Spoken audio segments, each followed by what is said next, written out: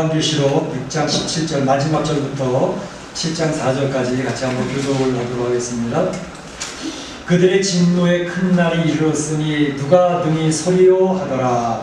이르되 내가 그를 찾아가 가운데 높은 위에 선 것을 보니 땅의 사방에 나무를 붙잡아 나무와 펴고 땅에나 바다에나 어떤 망에 들지 못하게 하더라. 또 봄에 다른 천사가 살아계신 하나님의 인을 가지고 해 돋는 데로부터 올라와서 땅과 바다를 해롭게 할 권세를 받은 네 천사를 향하여 큰 소리로 외쳐 이르되 우리가 우리 하나님의 종들의 명령을 지키기까지 땅이나 바다나 나무들을 해하지 말라. 4절 같이 봅니다.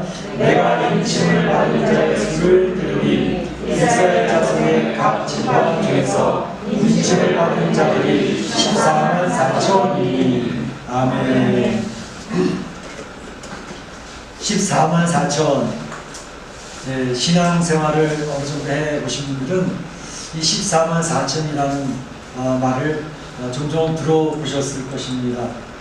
왜냐하면 길거리에 한 서너 명씩 서가지고 이제 파수대라는 접시 나눠주면서 전하는 그러한 이단들이 있지 않습니까? 그 이단들이 종종 14만 4천에 대해서 강조를 많이 하고 이야기를 하기 때문에 신앙생활을 어느 정도 해보신 분들은 많이 들어오셨을 것 같아요. 우리가 지금 요한계시록을 살펴보고 있는 가운데 요한계시록의 가운데 토막이 이제 6장에서부터 16장까지 일곱 재앙이 세 번 반복되는 내용이 나온다라는 것을 말씀을 드렸습니다. 그래서 지난 시간에 살펴봤던 6장에 일곱 인의 재앙이 있고 그다음 8장 9장에 일곱 나팔의 재앙이 있고 또 15장 16장에 일곱 대접의 재앙이 나온다라는 것을 말씀을 드렸습니다. 그래서 일곱 인의 재앙도 첫째 인을 뗄 때부터 여섯째 인을 뗄 때까지 재앙이 각각 그렇게 설명이 되고 있는데 일곱 번째 인의 재앙은 따로 설명되지 않고 일곱 번째 인을 뗄 때에 그 안에 일곱 나팔의 재앙이 그 안에 들어가 있는 것을 설명하고 있습니다. 그러니까 서로 맞물려 있는 것입니다.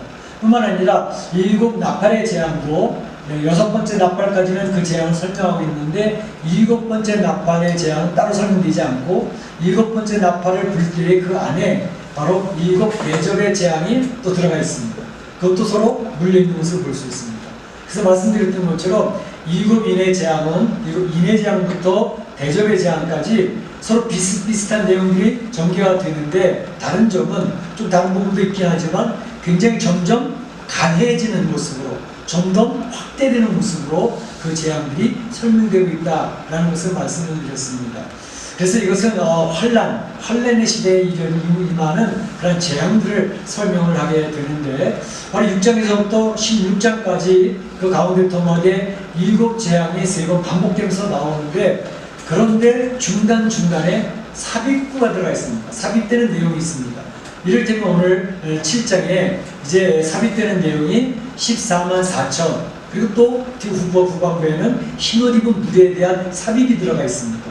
그런가 하면 이제 10장에서부터 또 14장까지도 작은 책을 가진 천사의 이야기라든지 두 증인의 이야기라든지 두 짐승의 이야기라든지 하는 그런 내용을 통해서 또 중간에 삽입이 되어져 있는 것을 볼 수가 있습니다. 그래서 요한계시록 가운데 토막은 그런 구조로 되어져 있다는 것을 머리에 그림을 그리시고 이 요한계시록을 이해해 나가시면 도움이 되겠습니다. 오늘은 특별히 7장에 있는 삽입된 내용 중에서 14만 4천에 대한 내용을 살펴보고자 하는데 이 요한계시록의 14만 4천에 대한 내용이 이 7장 전반부와 14장 전반부에 또다시 한번 반복돼서 나오고 있습니다. 그래서 이 14만 4천이 도대체 뭘 얘기하는 걸까? 라는 걸 살펴보는데 오늘 14만 4천을 살펴보면서 우리 하나님께서 우리에게 주신 은혜 내용들을 이제 살펴보고자 하는 것입니다. 그래서 살펴볼 것은 먼저 이 14만 4천이 언급된 배경이 무엇인가 라는 것을 먼저 생각해 보겠고 두 번째는 14만 4천이라는 건 무엇을 얘기하는 거냐 라는 것을 살펴보겠고 마지막으로는 이 14만 4천이 인침을 받는데 그 14만 4천이 인침받는 것에 대해서 말씀을 드리며 하나님의 은혜를 나누고자 하는 것입니다. 먼저 생각해 볼 것은 14만 4천이 언급된 배경에 대해서 생각해 보도록 하겠습니다. 이 7장이 14만 4천이 되고 있는데 이 내용은 앞에 나와 있는 6장의 후반부에 있는 내용과 서로 연결이 되어지고 있는 것을 볼 수가 있습니다. 그러니까 6장 16절에 보게 되면 그 어린 양의 진노에서 우리를 가리우라 라고 하는 것을 얘기하고 있고, 또 17절에 보게 되면 진노의 큰 날이 이르렀으니 누가 그 진노 앞에 능히 설 수 있겠는가 라고 하는 그런 질문을 하는 내용이 나오고 있습니다. 이제 그 지난 시간에 우리가 생각해 봤던 6장에 나와 있는 6 인에 있는 내용이 머릿속에 지금 어느 정도 정리되셨나요? 예, 그 말로 나와 있는 말들이 4개의 말들이 나오고 있었죠. 첫째 인을 뗄 때에는 어떤 말이 나왔습니까? 흰말, 흰말 탄자가 나오고 있고 활을 가진 흰말 탄자가 나오고, 두 번째로는 붉은 말이 나왔죠. 붉은 말을 뭘 가졌죠? 칼을 가졌다 그랬죠. 그 다음에 세 번째로는 검정말이 나왔죠. 검정말 탄자가 있는데 검정말 탄자는 뭘 가지고 있다고요? 저울을 가지고 있었다 그랬죠. 저울. 그리고 이제 네 번째 말은 청황색 말을 탄 자가 나왔는데, 이 청황색 탄 그 말, 이 청황색은 그 사망이라 이렇게 이야기를 했던 것을 볼 수가 있습니다. 그래서 이제 청황색 이 내용들, 그래서 흰 말은 활을 가지고 전쟁을 일으키는 그 국제전쟁, 대규모의 전쟁을 이야기하는 것이 설명될 수 있겠다. 붉은 말, 사육의 이러한 놀라운 일들인데 이건 내전이나 민족과 민족이 싸우는 그러한 내용이 포함되어지는 것을 볼 수 있겠다. 또 검은색 말은 저울을 가진 것을 통해서 이 세상의 경제적인 그러한 것을 통해서 재앙이 임한다.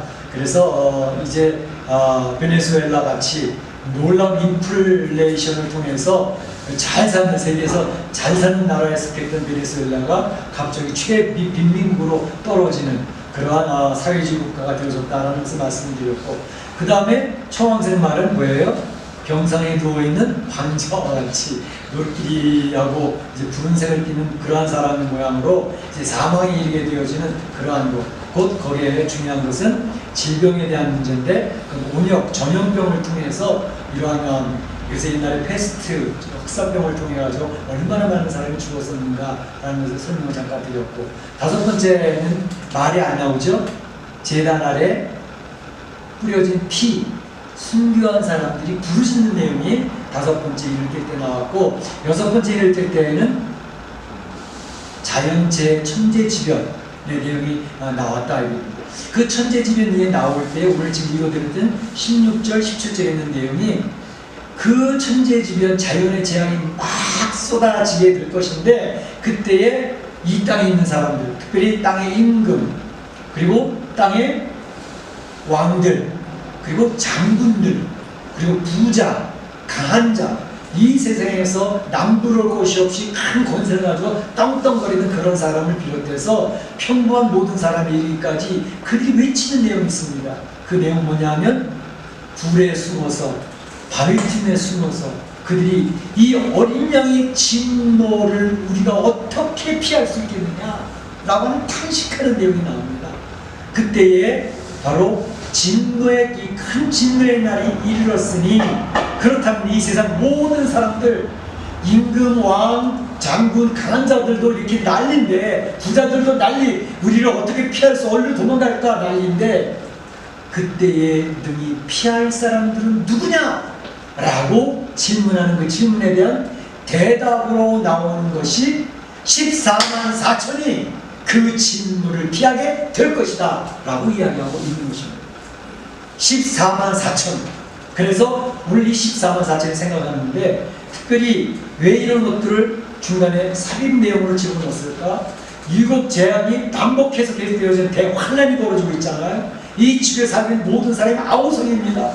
우리는 죽게 되었구나, 망했구나, 누가 우리를 지켜줄 것인가 소리치는 그때에 바로 14만 4천이 보호를 받게 될 것이니 라고 이야기를 함으로써 재앙의 날에, 대환란의 시기에 지켜질 자들이 있다라는 것을 이야기하는 내용이 핵심이 되는 내용입니다. 그러면 두 번째로 14만 4천은 누구냐라는 것에 대해서 생각해 볼 필요가 있겠습니다. 14만 4천. 먼저 생각해 볼 것은 그 잘못된 이단 여호와의 증인이 14만 4천 바로 자기네들 것이냐 그렇게 이야기를 하고 있지 않습니까? 그래서 그들이 이야기하는 14만 4천 여호와의 증인 자기네들이 14만 4천이라고 이렇게 이야기를 합니다. 여호와의 증인의 이 큰 이단은 이제 러셀이라고 하는 사람이 1852년부터 이제 64세까지 살았던 사람인데 이 사람이 이 이론을 만들어 나가게 됐습니다. 그리고 이제 그의 후계자였던 러더포드라고 하는 사람이 바로 여호와의 증인이라는 말을 처음으로 쓰게 되어졌는데 이 사람은 1942년까지 73세를 살다가 죽은 사람인데 이 러셀이라는 사람이 이제 재림론에 대해서 틀렸다는 것을 증거를 했죠. 그가 1874년에 제1차 예수님의 재림선을 이야기했습니다. 다미성 교회가 그랬던 것처럼 이제 1914년에 주님이 재림하신다라고 얘기했는데 그 해가 지나가도록 예수님이 재림하시지 않았어요. 그 1차 재림론이 실패했습니다. 그리고 난 뒤에 40년 후에 또다시 2차 재림론을 이야기를 했습니다. 그런데 1914년에도 또다시 재림한 것을 사람들이 확인할 수가 없는 상황이 됐습니다. 그때 이 러셀은 예수님이 재림하시긴 재림하셨는데 지금 공중 재림을 하고 계시는데 사람들 눈에는 안 보이는 거야 라고 이렇게 또 이제 그 내용을 바꿨습니다. 뿐만 아니라 이 러더포드는 그때 그 사람들이 계속 이야기했던 게 14만 4천의 그런 여호와의 증인의 인구가 차게 되어지면 바로 이런 놀라운 이 세상에 종말이 임할 것이다 라고 하는 그런 교리를 계속 이야기했는데 사실은 여호와의 증인이 1940년도 되니까 14만 4천명이 넘어버린 거예요. 14만 4천이 꽉 차버리니까 그 다음에는 어떻게 하지? 그래서 그들이 교리를 또 바꿨습니다.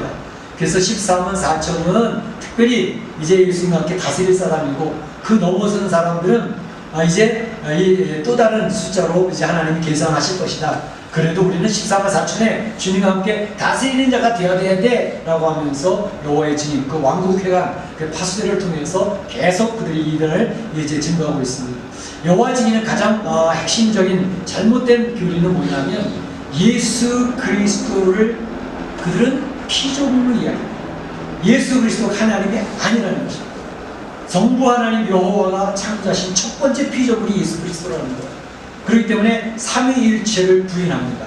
그래서 예수 그리스도의 신성을 부인을 하는 그런 이단이 이루어지고 그들의 교리 체계가 허점에 굉장히 많이 있는 것이죠. 그러나 여호와의 증인들은 이 14만 4천의 수에 들기 위해서 지금도 생명을 내어 걸고 전도하는 일에 온 힘을 기울이고 있습니다. 자기 재산을 다 바쳐서 14만 4천 구원받는 자의 수, 하나님 예수님과 다스리는 자의 수에 들어가기 위해서 행함으로 구원을 얻으려고 하는 그런 모습이 있다는 것입니다.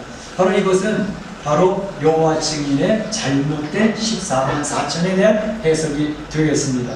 그럼 정상적인 해석은 어떻게 설명할 수 있겠느냐? 정상적인 해석은 크게 두 가지가 있습니다. 아니, 정상적인 해석도 두 가지예요. 하나로 딱 정리된 게 아닙니까? 네, 그렇습니다. 왜냐하면 이 하나님께서 14만 4천을 설명하실 때 분명하고 확실하게 설명해 준 내용이 아니기 때문에 그것을 바로 정상적인 해석의 범위에 들어가는 두 종류를 이야기할 수가 있는 것입니다. 첫째 해석은 문자적인 해석이고 두 번째 해석은 상징적인 해석입니다. 문자적인 해석이라고 하는 것은 바로 유대인 중에서 14만 4천이 있게 될 것이다 라는 것을 이야기하는 것이 문자적인 해석입니다. 왜냐하면 그 밑에 보게 되면 이제 우리 읽지는 않았지만 5절부터 8절까지 보게 되면 지파 이름이 나옵니다. 유대인의 지파들 중에서 유다 지파, 루벤 지파, 이스라엘 지파 쭉 이야기를 하면서 바로 이 사람 12,000명, 12,000명 이렇게 해가지고 14만 4천이라는 내용을 설명하기 때문에 이 성경적으로 보게 되면 이 사람, 이 유대인들을 14만 4천이라고 얘기하는 거 아닌가? 라고 이렇게 문자적으로 해석하는 해석이 있습니다. 그래서 이 유대인들이 환란의 시대에 이제 돌이켜서 구원을 받고 이들을 통해서 예수 그리스도를 증거하는 중요한 역할을 감당해야 될 것이다 라고 하는 그런 해석이 있습니다. 두 번째 상징적인 해석은 바로 유대인뿐만 아니라 이방인들이 14만 4천에 속하는 것이다. 완성된 교회, 참 이스라엘, 그것을 설명하는 것이 바로 14만 4천이다. 이렇게 이야기를 하고 있는 것입니다. 이게 유대인이라고 딱 단정 짓는 것보다는 유대인과 이방인 중에서 복음을 믿고 있는 그리스도인들이 14만 4천이다라고 보는 이유가 여러 군데 있습니다. 우선 신약에서 성도들, 크리스천들을 이야기할 때 이 신약의 성도들, 이방인 중에서도 예수님을 믿어 하나님의 자녀가 된 사람들을 아브라함의 씨라고 설명을 합니다. 아브라함의 씨. 그래서 갈라디아 3장 29절에서 사도 바울은 너희가 그리스도의 것이면 그 아브라함의 자손이요 약속대로 유업을 입을 자니라. 그래서 이방의 이제 신약 시대의 이방인들이 그리스도 안에 들어와서 아브라함의 자손이 되었기 때문에 하나님 나라의 기업을 받을 유업을 이을 자가 되어졌다는 사실을 통해서 유대인과 이방인을 특별히 사도 바울이 구별하지 않았다고 하는 점입니다. 빌립보서 3장 3절에서도 바로 유대인 참 예수님을 바로 믿는 사람들이 참 할례자들이다 라고 이야기하는 것을 볼 수 있습니다. 예수를 자랑하고 육체를 신뢰하지 아니하는 우리가 곧 할례파다 라고 사도 바울이 이야기하고 있습니다. 사도 바울 자기 자신이 유대인의 정통파입니까? 그런데 나는 내가 유대인의 혈육의 정통을 주장하지 아니하고 곧 예수 그리스도로 말미암아 이제 표면적 유대인, 몸에 할례를 행했던 그 유대인이 유대인이 아니고 이면적 유대인, 남의 할례를 받은 그런 하나님의 백성이 이제 하나님의 자녀 참 이스라엘이다 라는 것을 이야기하고 있습니다. 이 내용은 구약 성경에서도 예레미야도 계속 얘기하고 있죠. 이제 몸에 할례를 받았다고, 이제 그들이 율법을 가졌다고, 성민이라고 그것만 자랑하고 있었지 하나님의 말씀은 하나도 지키지 않는다는 거죠. 아니 오히려 거부하고 무시하면서 자기 생각대로 살아가는 인본주의 신앙인들이 되어졌기 때문에 하나님 그들을 다 제해버리셨다는 것이죠. 이제 하나님께서 찾으시는 것은 예수님 안에서 이면적 할례를 받은 사람들, 바로 아브라함의 자손이 된 기업을 유업으로 받은 하나님의 백성들이 참 이스라엘이요 참 할례파요 그리고 그들이 하나님의 구원받는 백성이 되어질 것을 이야기하고 있는 것입니다. 그렇다면 앞에서 얘기했던 유대인이라고 하는 문자적인 해석에 대해서 다시 한번 생각해 볼 내용은 오늘 그 뒤에 보게 되면 이제 12지파의 내용을 설명을 하게 되는데 그 12지파를 설명할 때 사실은 이 12지파의 언급이 언제부터 사라지기 시작했느냐, 그것은 북쪽 이스라엘은 아수르에게 멸망되면서부터 10지파의 개념이 없어져 버립니다. 이미 아수르는 포로 정책을 쓸 때에 그곳에 있었던 이 유대인들을 전부 이스라엘 백성들을 자기네들이 정복했던 모든 다 흩어버립니다.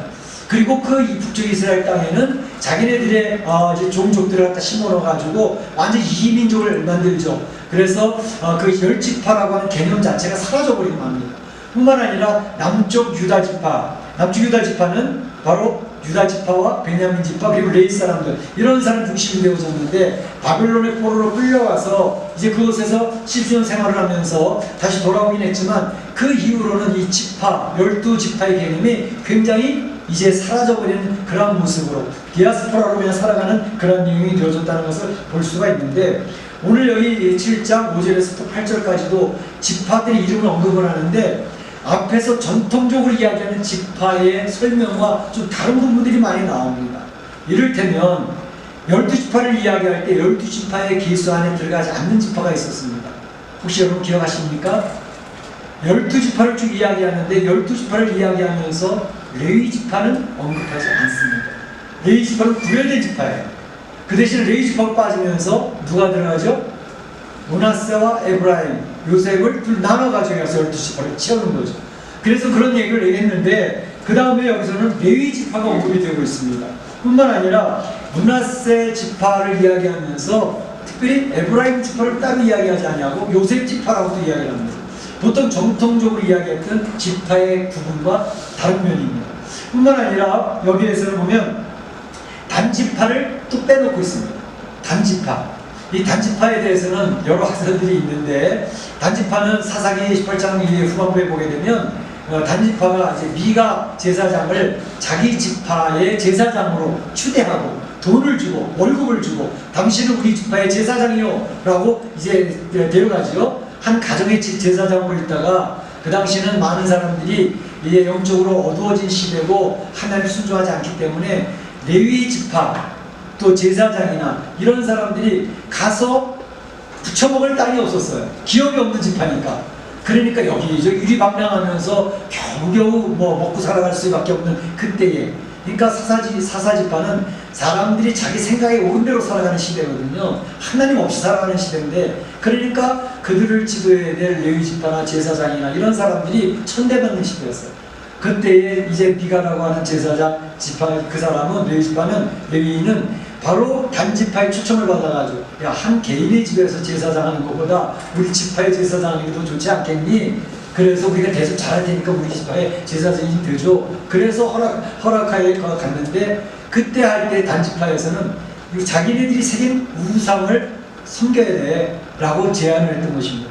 그래서 단지파가 처음으로 이런 지파별로 우상 섬기는 앞장을 섰기 때문에 하나님께서는 이 12지파를 이야기하는 가운데 단지파를 우상 섬기는 첫 출발을 했던 지파라서 빼놓은 것 같다, 이렇게 해석하는 성경학자들이 있습니다. 뿐만 아니라 예레미야에서도 단지파의 중에서 아마도 적그리스도가 출현하지 않을까라고 그렇게 해석하는 사람들도 있고, 어쨌든 지금 요한계시록에서 마지막에 구원받는 하나님의 백성들을 이야기하면서 레위지파가 들어가 있고 단지파는 빠져버리는 이런 일이 있고, 또 한 가지는 12지파의 가장 장자는 누구였죠? 야곱의 큰아들? 루벤이잖아요. 루벤이 큰아들이니까 루벤이 언급이 되어져야 되는데, 이 12지파를 얘기하는데 여기서는 유다 지파를 첫 번을 언급을 합니다. 그러니까 유다는 바로 이 이스라엘의 영적 이스라엘의 장자 역할을 감당했던 지파라는 것이죠. 곧 다윗을 통해서 예수 그리스도가 나오는 메시아 지파라는 것입니다. 그래서 이 지파의 특성이 바로 마지막 때에 하나님의 구원이 이루어지는 메시아를 중심으로 하는 구원 사업을 중심으로 해서 기록되어진 지파의 부분이라는 것을 통해서 바로 여기서 이야기하는 이 12지파를 언급하는 내용이 과거의 구약에서 얘기했던 12지파의 정통적인 설명이라기보다는 구원을 중심으로 메시아를 중심으로 한 그러한 예수 그리스도의 복음을 믿는 그 하나님의 백성, 구원의 언약의 백성들을 14만 4천이라고 볼 수 있다는 것입니다. 뿐만 아니라 사실 이 말씀을 기록하고 있던 사도 요한도 이 유대인에 대해서 설명을 하는데 굉장히 부정적인 내용을 설명을 하죠. 우리가 일곱 교회를 설명하는데 그곳에서도 자칭 유대인이라고 얘기하는데, 그들은 자칭 유대인이라고 하지만 사단의 회라라고 얘기를 하잖아요. 그 유대인들이 사단이야 라고 설명하는 내용을 사도 요한을 통해서 볼 수가 있는 것이죠. 그렇기 때문에 여기서 우리가 얘기하는 것이, 아하, 유대인을 통한 14만 4천이라고 보는 것보다는 바로 예수 그리스도의 복음을 받아들인 참 이스라엘된 하나님의 구원받은 백성 14만 4천이라고 보는 것이 좀 더 성경적이다 라고 우리가 설명할 수 있다고 하는 것입니다. 14만 4천은 예수님을 구주로 영접해서 자고 하나님 안에서 구원받을 백성 14만 4천을 이야기하는 것입니다. 그런데 왜 하필 14만 4천일까 라고 하는 것입니다. 왜 14만 4천으로 이렇게 하나님 백성 구원받은 백성 설명을 할까 이야기하죠.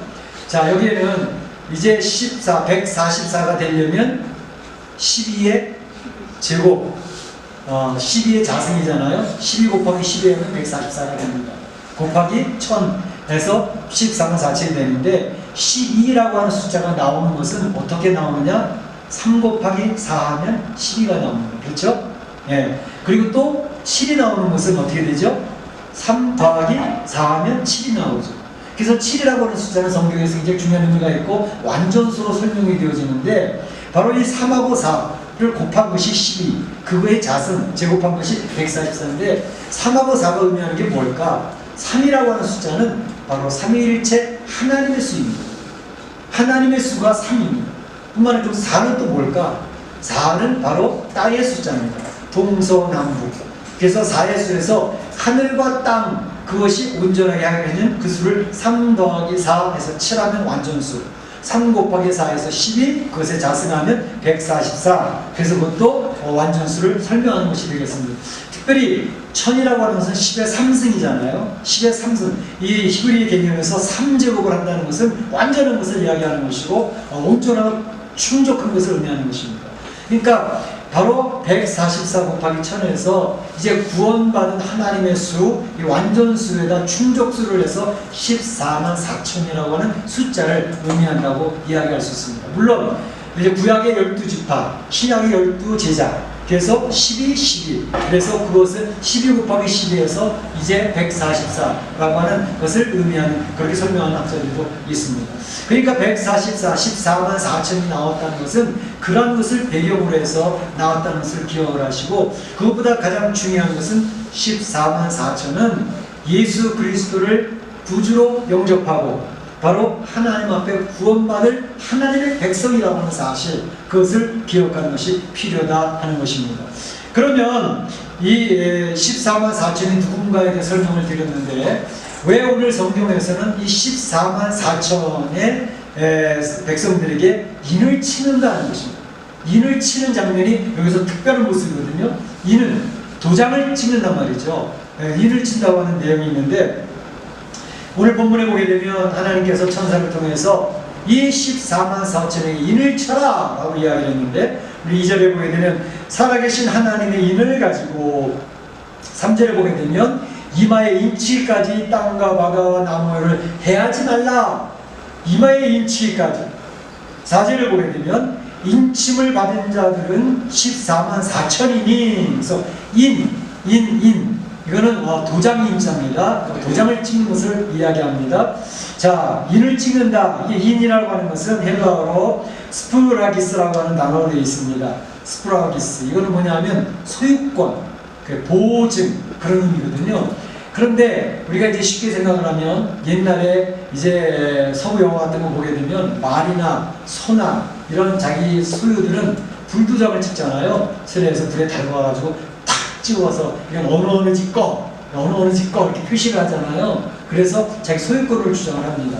뿐만 아니라 실제로 옛날에 노예제도가 있을 때 노예들에는 이마에다가 이제 표시를 찍어서 이게 어느 집 노예라는 표시를 찍기도 했다는 것입니다. 그래서 그걸 인을 찍음으로 말미암아 자기 소유를 표시하는데, 그런데 과연 여기서 하나님께서 그 14만 4천의 이마에 인을 찍는다 할 때 과연 성도들의 이마에다 도장을 찍는 것일까? 그렇지는 않습니다.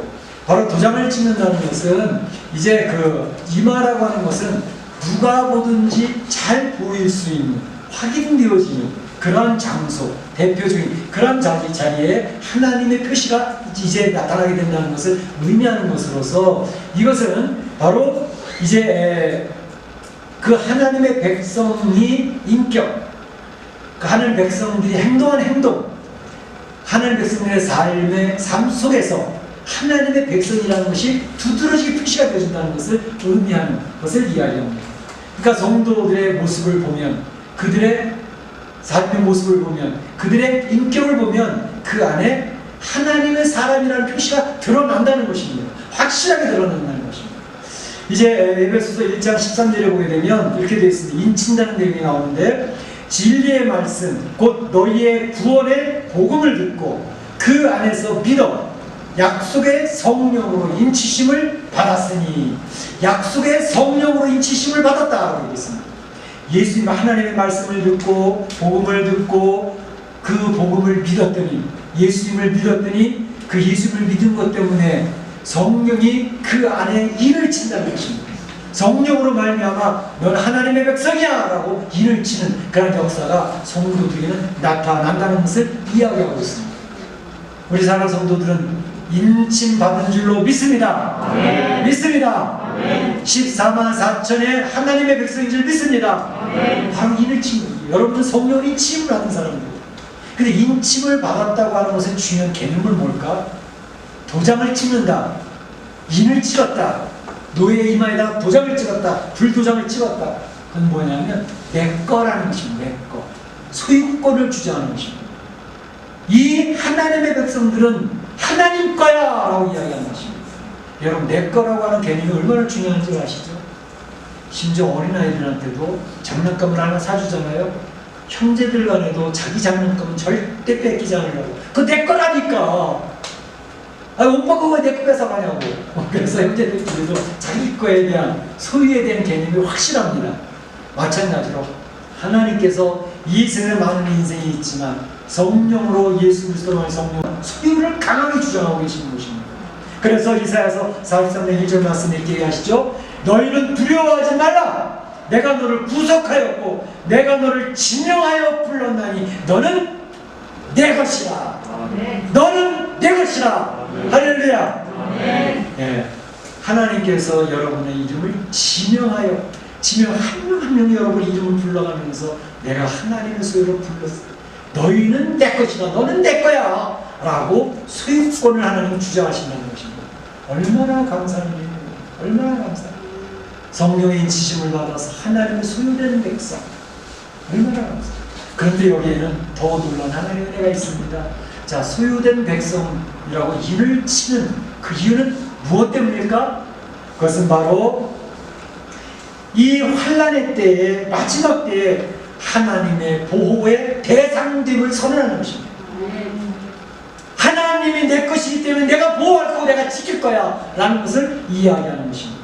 그래서 여기 1절에 보게 되면 이런 내용이 있습니다. 내가 네 천사가 땅 네 모퉁이에 선 것을 보니 땅의 사방에 바람을 붙잡아 바람으로 하여금 땅에나 바다에나 각종 나무에 불지 못하게 한지라 그랬습니다.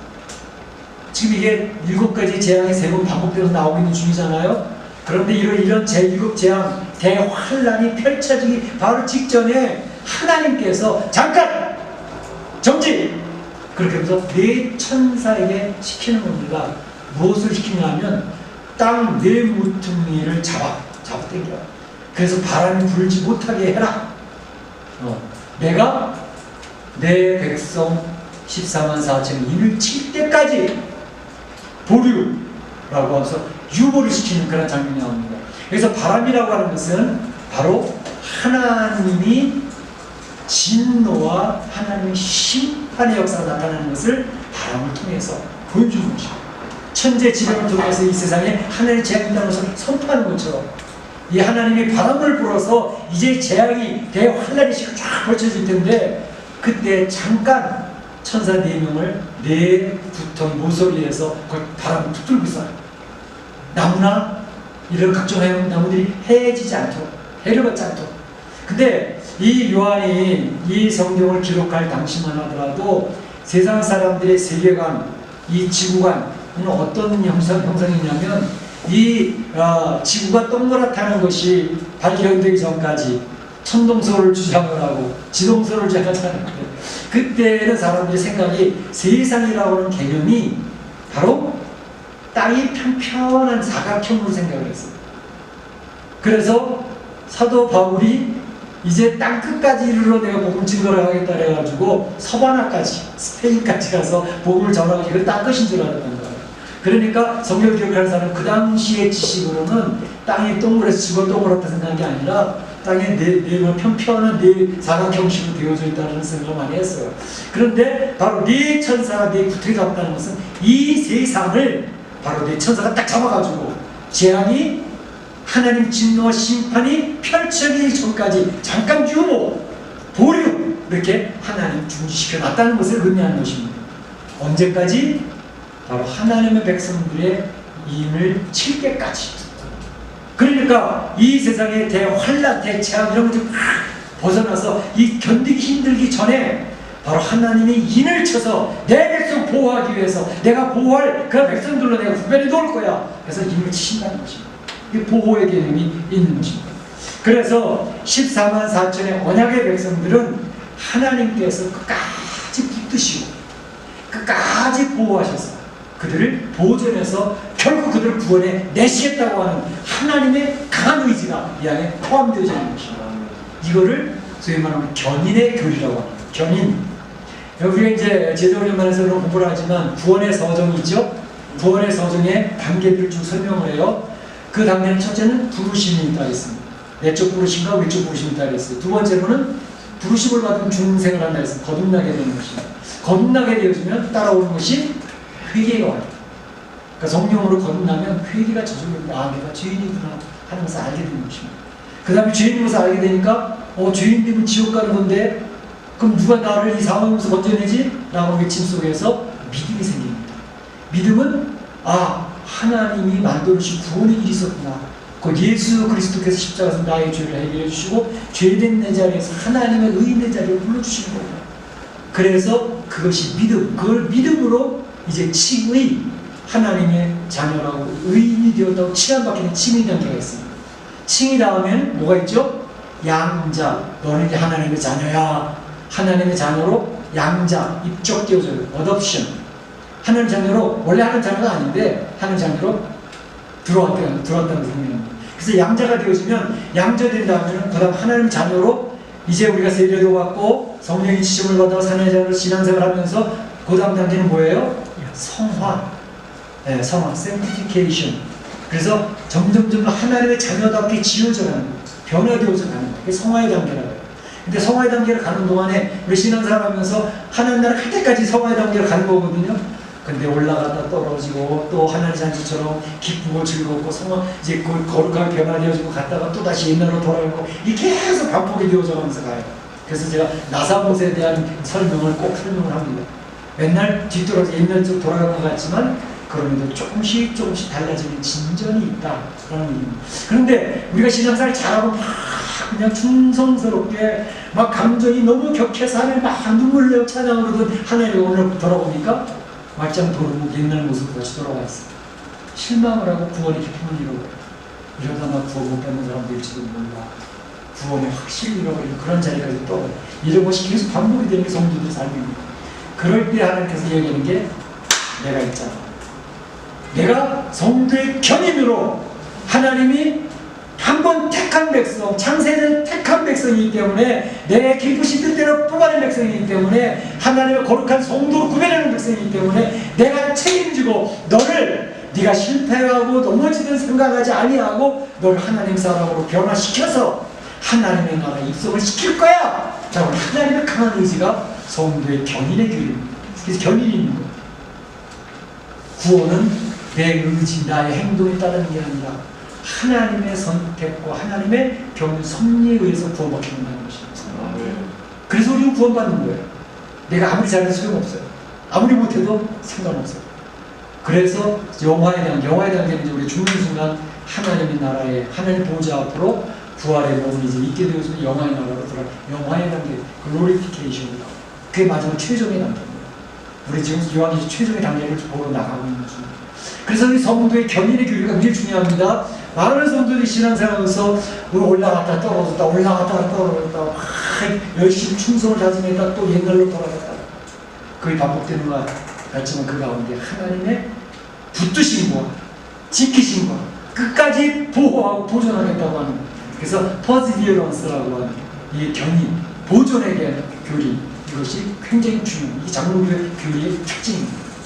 그런데 바로 이러한 것을 통해서 하나님께서 이야기하시는 게 에베소 1장 4절을 보게 되면 창세전에 그리스도 안에서 너희를 택하사, 창세전에 하나님은 미리 우리를 택하셔서 그리스도 안에서 택하셔서 그 앞에서 거룩하고 흠이 없게 하시려고 이렇게 택하셨다. 에베소 1장 4절. 또 로마서 8장 33절, 이제 교육 카톡폰에 올라왔죠. 로마서에 대한 나눔이. 로마서 8장 33절 뭐라고 했습니까? 누가 능히 하나님의 택하신 자들을 고발하리요. 하나님의 택하신 자를 누가 고발하겠느냐? 왜? 하나님이 우리를 의롭다 하셨으니. 하나님이 우리를 의롭다고 선언해 주셨어요. 의롭다고 간주해버리셨어요. 그때 어느 누구도 우리를 너 죄졌잖아, 너 옛날로 다시 돌아갔잖아, 정죄할 수가 없다는 것입니다. 얼마나 감사합니다. 그래서 로마서 8장 35절에서는 얼마나 신나는 고백을, 신나는 그런 간증을 사도 바울이 얘기하고 있습니까? 누가 우리를 그리스도의 사랑에서 끊으려? 누가 우리를 그리스도의 사랑에서 끊으려? 아무도 끊을 수 없다. 환난이나 공고나 박해나 기근이나 적신이나 위험이나 칼이냐, 이 세상에 어떠한 것이 어떤 공포가, 두려움이, 사망이 그리스도의 살아있다를 끊어낼 수 있겠느냐. 이 세상에 엄청난 대환란이 온다고 해도, 이 세상에 엄청난 재앙이 임한다 할지라도 그리스도의 사랑에서 어느 누구도 우리를 끊어낼 수 없다. 그것을 선언하는 것입니다. 14만 4천 그런 주님 앞에 인침받은 언약의 구원받은 백성들이 된다는 것을 선언하는 내용이 오늘 말씀의 핵심인 것입니다. 사랑하는 성도 여러분, 세상의 종말이 가까워오고 있습니다. 그렇게 되지 않습니까? 저는 보면 세상이 저절로 종말로 가고 있구나 하는 많이 느끼고 있습니다. 그래서 이제는 종말의 시기에 대환란이, 이 우한 코로나 이거 아무것도 아닙니다. 이제 맛보기입니다. 점점 더 엄청난 이러한 재앙들과 주님의 진노와 심판, 어린 양의 진노를 피하고 우리를 가로가고 우리를 숨게 하고 소치 세상 사람들이 외치 있는 그때에 하나님의 백성, 언약의 백성들에게 하나님이 서인을 치고 인을 쳐서 주님께서 내가 너희 피난처야 라고 주님의 품에 우리를 피난처로 보호하십니다. 안전하게 보호하시면서 이 세상의 승리자가 되어서 하나님 나라, 영화의 나라 하나님 보호자 앞으로 옮겨가는 주의 백성이 되는 줄로 믿습니다. 믿습니다. 우리 사랑하는 성도들의 가정에, 성도들의 개인의 그러한 하나님 축복이 넘치기를 주의 이름으로 축원합니다. 축원합니다. 이 시간에 다 같이 한번 기도하겠습니다. 오늘 받은 바 말씀을 기억을 하고, 내가 14만 4천 성령으로 인침받은 주의 백성이구나 하는 사실을 확신하시고, 그 구원의 확신, 하나님의 견인의 교리, 하나님 의롭다고 칭해주신 우리를 그리스도상에서 어느 누구도 절대 끊을 수 없다는 하나님 소유된 백성을 기억을 하고 자신감을 가지고 어떤 환란이 와봐라 내가 나는 이길 수 있다, 그리스도의 은혜로 이길 수 있다는 확신을 가지고 이 세상을 이겨내시기 바랍니다. 다 같이 기도하겠습니다. 사랑의 하나님 감사합니다.